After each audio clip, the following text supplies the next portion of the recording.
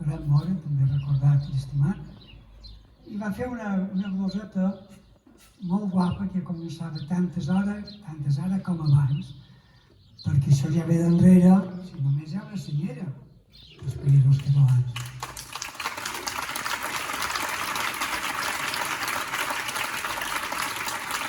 Aquesta cançó la vaig agafar i agafant una cançó popular vaig fer una versió que explicava per què havíem arribat en aquesta situació de discutir aquestes coses.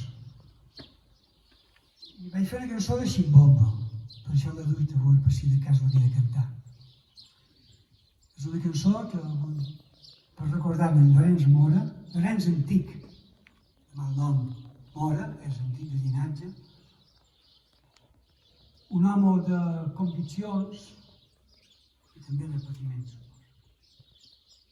I, com que diu la ximbomba, si m'ho permeteu, vull llegir un petit fragment d'una carta que m'ha tingut commogut tots aquests dies.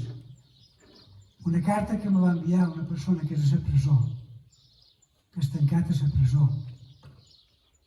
Una persona de societat civil, que es diu Jordi Cuixarts.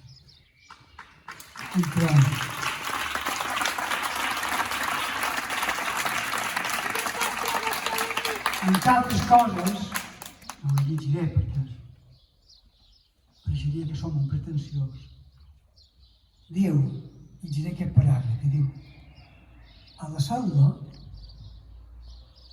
ressona la teva ximbomba inconfusible. I en la distància segueix marcant també el ritme de lluita per totes les trinxeres, per l'escola, per la cultura i per un futur de dignitat, especialment quan arrelen els valors del totalitarisme.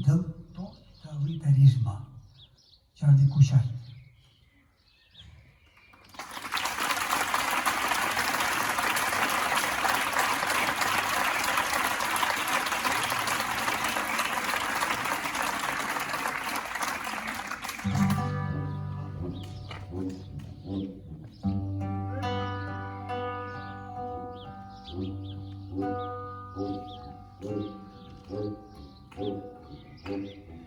Hi havia una porrassa que congria bon tan alt com es bull major, i gruixat no era massa, i tenia una rebaixa com el castell de l'Aró.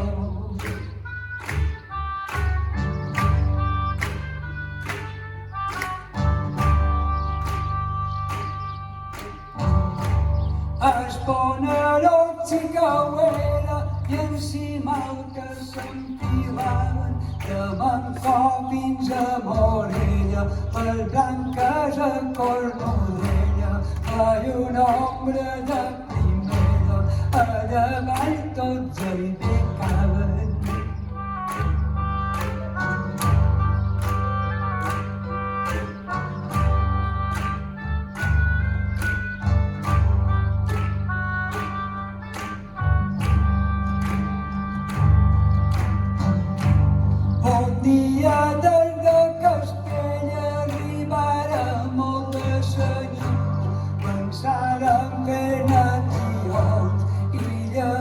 També esquelles, per llevar males idees d'un símbol de nació.